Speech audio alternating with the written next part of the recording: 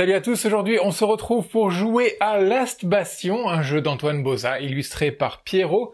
Qu'est-ce que Last Bastion? Last Bastion c'est tout simplement une sorte de réédition, de réimplémentation, de réimagination de Ghost Stories, un jeu qui était sorti en 2008 ou 2009, quelque chose comme ça, en tout cas à peu près il y a 10 ans.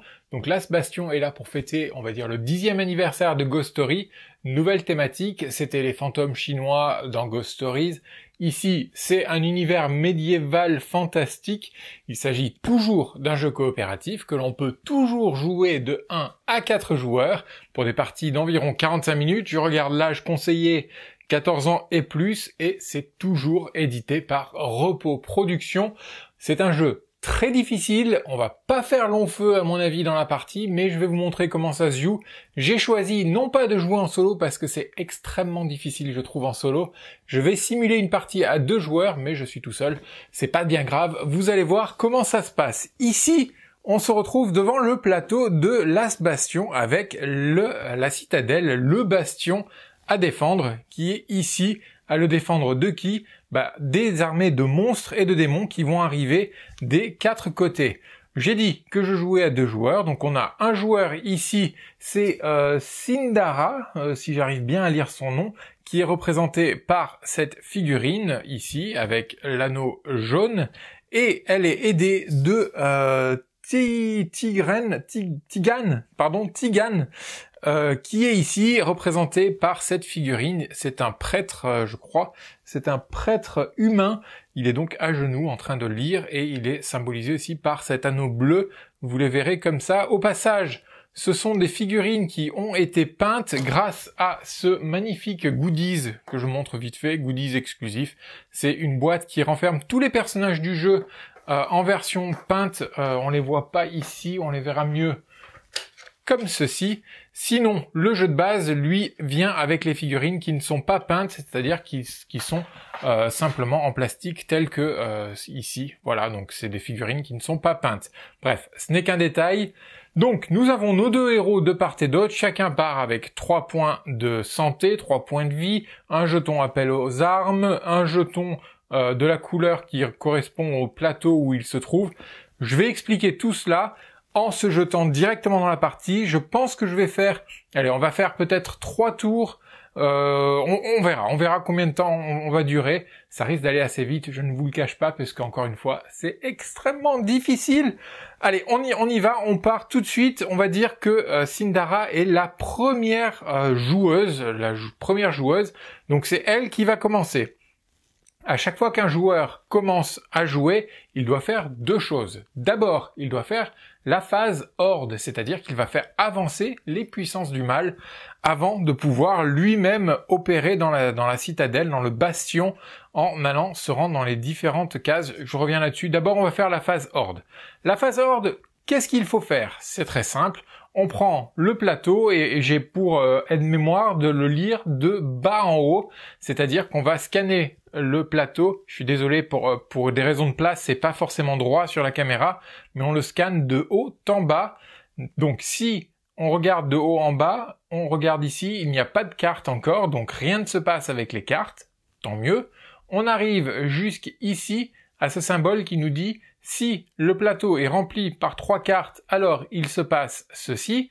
J'expliquerai en temps voulu. Si il n'est pas rempli, alors on va ici et on nous dit de piocher une carte de la horde, on va dire. Donc je pioche une carte de la horde, je la révèle. C'est une carte rouge. Elle va directement se loger sur le plateau rouge et commencer à attaquer le bastion par le nord. En tout cas le nord pour moi. Il y a des symboles en bas de la carte qui nous disent ce qui se passe. Pour l'instant, ce qui m'intéresse, c'est est-ce qu'il y a un symbole ici en bas à gauche? Non. C'est un symbole qui, normalement, s'il y en a un, veut dire qu'il y a un pouvoir d'entrée de ce monstre sur le plateau. Ce monstre n'a pas de symbole ici en bas à gauche, donc rien ne se passe, sauf que il vient se loger sur le plateau rouge. Je choisis où je souhaite le mettre. Je vais le mettre ici, pour des raisons que j'expliquerai potentiellement après. Voilà la phase de la horde, donc on a scanné, il s'est rien passé avec les cartes parce qu'il n'y en avait pas. On regarde ici et on a pioché une carte parce que le plateau n'était pas encore rempli. Ça passe maintenant à la phase héros, donc Sindara va pouvoir jouer. Donc Sindara, c'est une paladine humaine, et chaque personnage a un pouvoir. Je vais prendre le plateau pour vous le montrer à l'endroit. Comme ceci, donc Sindara est une paladine humaine, elle a 3 points de vie. Son jeton appel aux armes que l'on utilisera assez vite, je pense, et vous verrez ce qu'il fait. Puis un jeton jaune, puisque elle a été aléatoirement associée à côté du plateau jaune, et elle a un pouvoir qui nous dit qu'elle peut à la fois combattre et utiliser la tuile sur laquelle elle se trouve. Normalement, les héros peuvent faire 2 choses, se déplacer et utiliser la tuile sur laquelle ils se trouvent, ou combattre, dans tous les sens possibles, c'est-à-dire qu'ils peuvent utiliser la tuile où il se trouve, puis se déplacer et utiliser la tuile où il se trouve, et à la place d'utiliser la tuile, ils peuvent combattre, c'est-à-dire combattre et se déplacer, ou se déplacer et combattre, utiliser la tuile et se déplacer, ou alors se déplacer et utiliser la tuile. Sindara, elle, peut faire les 2 choses. Elle peut se déplacer, elle n'est pas obligée de se déplacer, personne n'est jamais obligé de se déplacer, puis là où elle se trouve, elle peut à la fois combattre et utiliser la tuile. Encore une fois, elle peut le faire à l'envers, c'est-à-dire combattre et utiliser la tuile, puis se déplacer. J'espère que c'est clair, j'espère que j'ai été précis dans mes explications. Quoi qu'il en soit, Sindara, comme tous les joueurs en début de partie, se trouve au milieu de la citadelle, et chaque joueur peut toujours se déplacer sur une tuile adjacente. Les diagonales sont comprises, c'est-à-dire que à partir du milieu de la citadelle, on peut se déplacer n'importe où. Donc, il va falloir réfléchir. Pour aller combattre les monstres, il faut être adjacent à un monstre. Par exemple, si je vais ici, je serai adjacent à ce monstre, je peux le combattre. S'il y en avait un ici, je peux combattre les 2 en même temps. C'est pour ça d'ailleurs que je l'ai placé ici, en me disant que s'il y a un monstre jaune qui va apparaître, je le placerai ici, ce qui fait que de cette tuile, on peut attaquer les 2 fronts directement. Mais en plus de la position des différents monstres, il faut aussi regarder les différentes tuiles. Tout a été placé aléatoirement, je vais pas m'amuser à le défaire, mais ce sont 9 tuiles que l'on peut placer aléatoirement en début de partie, et elles ont chacune une utilité bien spécifique. Je sais pas si je vais faire le tour de toutes, mais rapidement, celle-ci permet de déplacer 2 monstres n'importe où ailleurs, autour de la citadelle. Ici, on peut placer un piège sur l'une des 3 positions de son plateau. Sindara pourrait poser par exemple le piège ici. Si un monstre jaune apparaît, hop, on va le placer là où il y a le piège, ce qui fait que le monstre est directement tué. Le piège revient ici.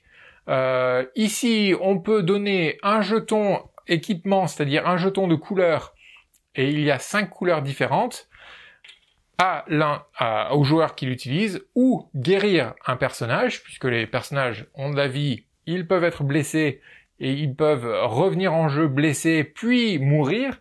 Grâce à cela, on peut les guérir. Ici, on peut enlever des jetons emprise du mal, je vous montre à quoi ça ressemble, et on en verra assez rapidement, ça ressemble à cela.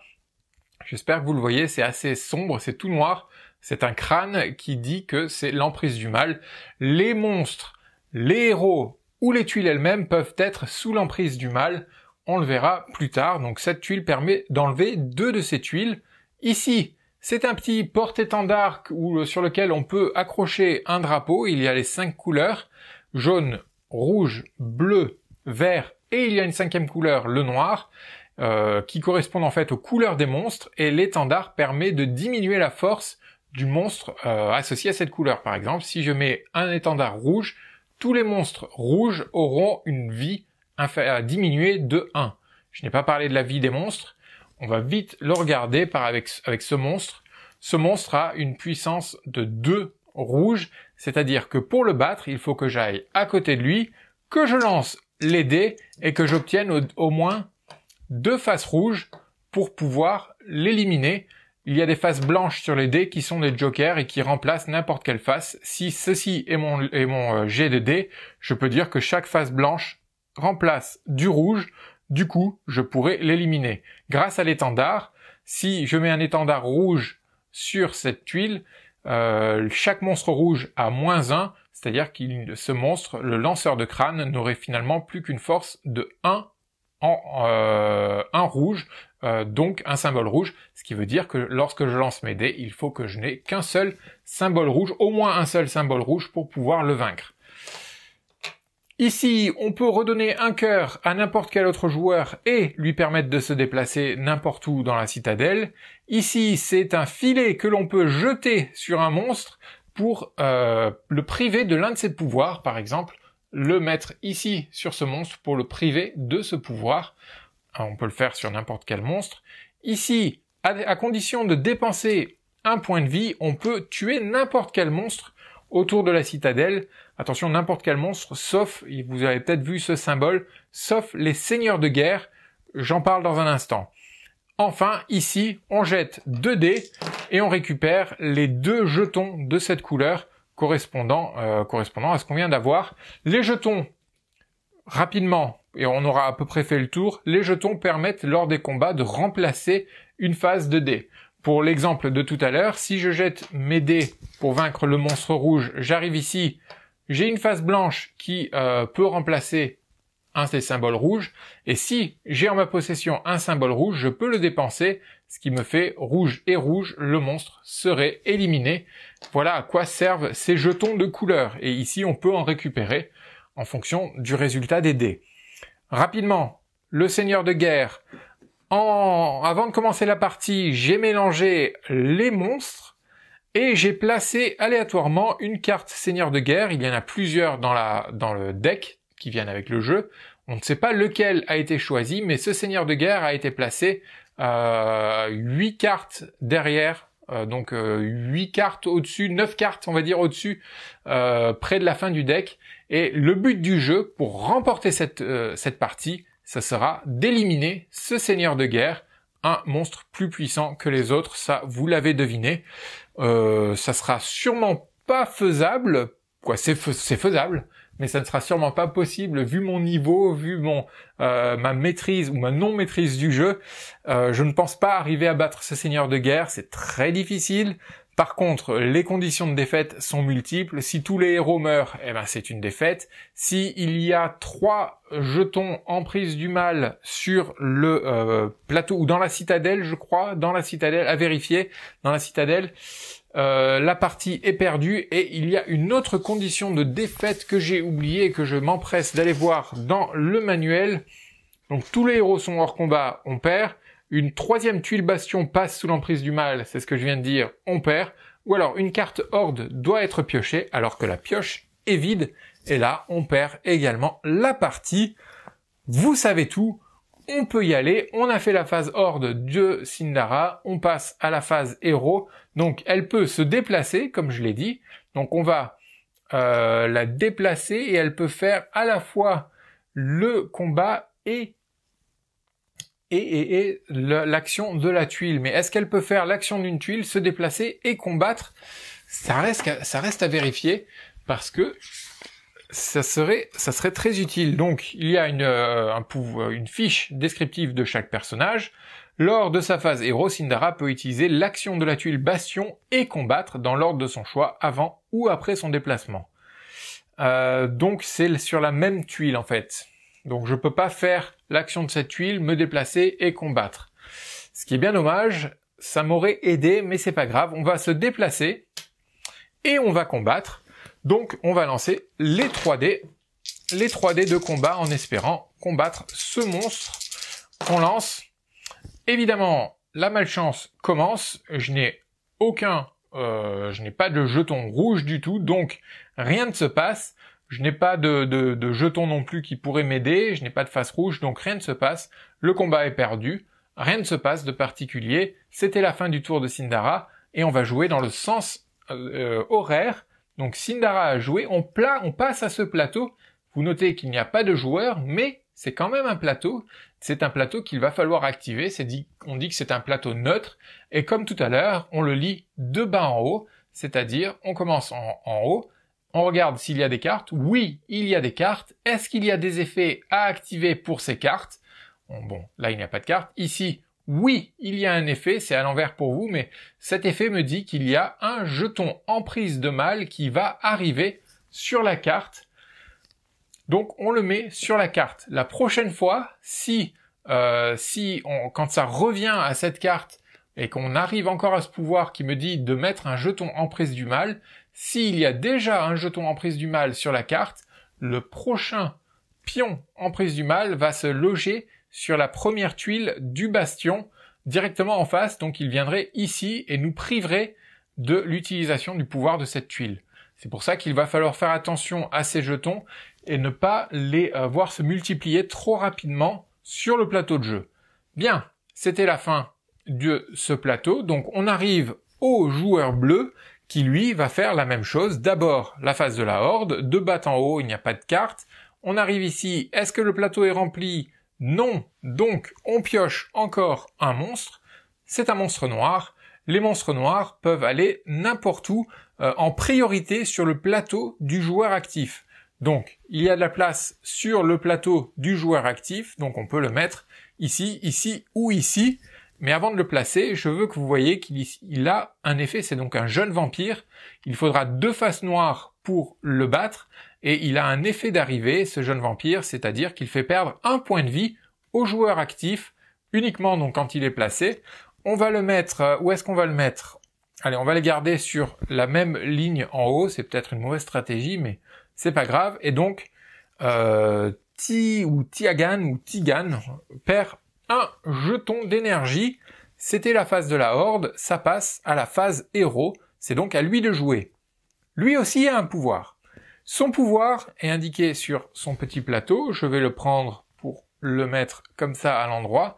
Son pouvoir nous dit que Tiagan, on va dire Tiagan, allez, Tiagan peut ne pas se déplacer, peut dire je ne me déplace pas, et à la place, il peut enlever un jeton emprise du mal n'importe où sur le plateau, donc il pourrait aller enlever celui-ci, pourquoi pas.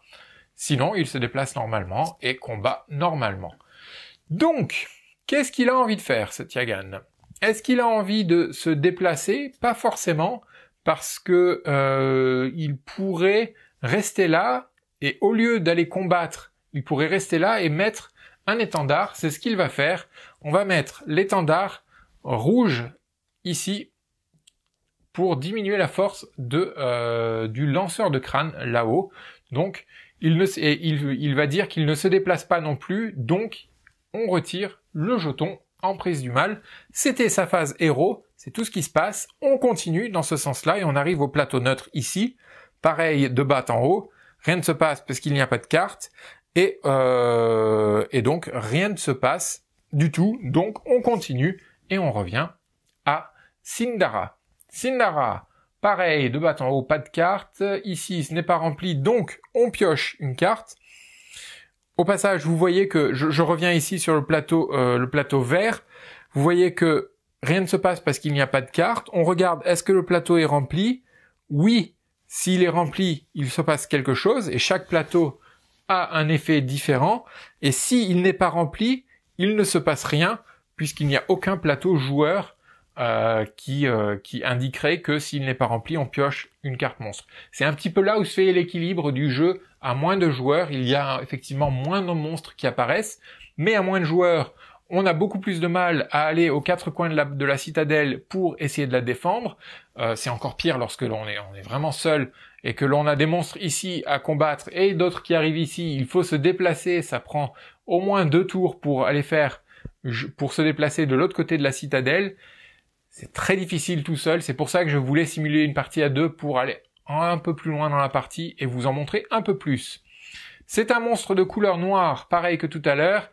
Ici, il n'a pas d'effet d'entrée, d'arrivée, donc rien ne se passe lorsque je vais le poser, et on verra son effet permanent un peu plus tard.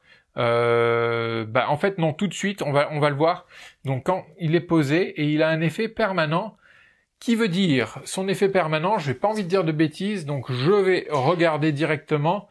Son effet permanent dit que les joueurs ne peuvent pas utiliser de jetons équipement durant les combats, tant que ce monstre, qui est donc une furie redoutable, tant que la furie est présente, les joueurs ne peuvent pas utiliser leurs jetons pour combattre, pour les aider à combattre. Et pour nous aider à se rappeler ce pouvoir, on a ce petit portail ou cette petite tombe ou je sais pas qu'on va poser directement ici. C'est un petit aide-mémoire qui nous dit donc qu'on ne peut plus utiliser les jetons.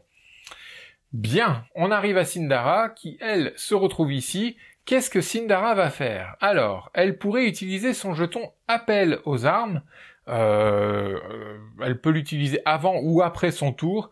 Et un appel aux armes permet d'utiliser n'importe quelle tuile sur le plateau en plus de son action. C'est une action gratuite en fait. On dépense ce jeton et on peut utiliser n'importe quel effet de tuile disponible sur le plateau.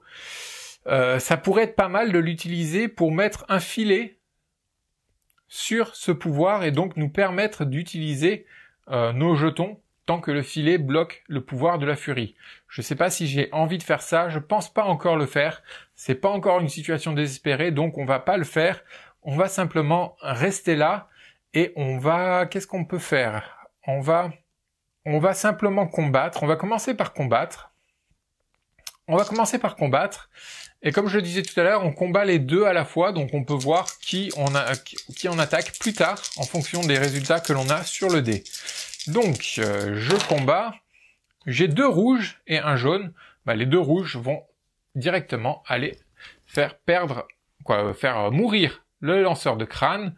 Le lanceur de crâne a un effet de sortie qui est bénéfique et qui nous dit que le joueur actif, c'est-à-dire Sindara, peut prendre un jeton équipement, ouais c'est ça, elle peut prendre un jeton équipement de la réserve. Donc qu'est-ce qu'on va prendre comme jeton? Je place ici, c'est la défausse, donc je peux choisir n'importe quelle couleur. Puisqu'il y a du noir sur le plateau, on va aller prendre un jeton noir pour l'aider à combattre un peu plus. Donc elle a combattu, elle pourrait faire l'effet de la tuile, pourquoi pas, puisque c'est son pouvoir, et dire au jeune vampire de se ramener ici. Allez, on va dire au jeune vampire de se ramener ici, ou alors de le ramener ici, ce qui lui permettrait de ne pas avoir à se déplacer et de pouvoir combattre les deux en même temps. Allez, on va faire comme ça. Et elle peut se déplacer si elle le souhaite, mais elle n'a pas forcément envie de se déplacer parce que ça la priverait d'une bonne position pour attaquer les deux. Donc, elle va rester là où elle est. Ok, c'était la fin de son tour. On passe au plateau neutre ici. Donc, comme d'habitude, on regarde les pouvoirs des cartes. Il y a un pouvoir ici, le jeune vampire a le même pouvoir que le lanceur de crâne de tout à l'heure, c'est-à-dire que un pion en prise du mal apparaît, donc c'était son pouvoir. Est-ce que le plateau est plein? Non, donc rien ne se passe, et on arrive à Tiagan. Tiagan, lui, est au milieu. Je pense que ça serait judicieux pour Tiagan de changer effectivement la couleur de l'étendard pour mettre du noir ici pour diminuer de 1 la force de tous les monstres de couleur noire. Mais avant de faire ça, j'étais trop vite en besogne parce que là je suis passé à sa phase de héros, j'ai oublié la phase horde, donc on va faire la phase horde, rien ne se passe, il n'y a pas de carte, et on tire simplement un nouveau monstre. C'est un monstre de couleur bleue, assez puissant puisqu'il faut 4 faces bleues pour le vaincre. Pas de pouvoir d'entrée, c'est une sphère ogivale que nous allons placer ici. Donc ça, c'était la phase horde. On arrive à la phase de héros, et donc, maintenant, est-ce qu'on veut effectivement garder la couleur noire ou... Allez, on va garder la couleur noire pour essayer de se débarrasser de ces deux en priorité. C'était son pouvoir, il peut se déplacer, et est-ce qu'il va se déplacer? Allez, on va se déplacer... Pourquoi pas ici, il pourrait venir aider. Pourquoi pas? Ou alors, il peut se déplacer et venir directement ici, en espérant plus tard utiliser ce pouvoir, mais ça lui ferait perdre encore un point de vie, et il est déjà à 2 points de vie seulement. Donc, on va simplement lui... S'il reste là et qu'il dit qu'il ne se déplace pas, autant enlever ça. Allez, il se déplace pas, il utilise son pouvoir, on enlève encore un symbole, un pion en prise du mal. Donc c'était tout ce qu'il a fait. On arrive ici, il ne se passe rien puisqu'il n'y a pas de carte, donc on repasse à Sindara. Sindara est là, que se passe-t-il avec ces cartes? Donc il y a un effet permanent, c'est tout ce qu'il y a, parce que ça c'est un effet de sortie. On pioche donc une nouvelle carte, monstre, c'est une carte noire, qui vient donc se loger en priorité sur le plateau du joueur actif, on va la regarder. Il faut 3 faces noires pour être vaincu, et il y a un effet d'entrée, c'est-à-dire qu'il y a un jeton emprise du mal qui arrive directement avec le monstre sur la carte, comme voici. C'était la phase horde. La phase héros nous dit que elle est là. Que peut-elle faire?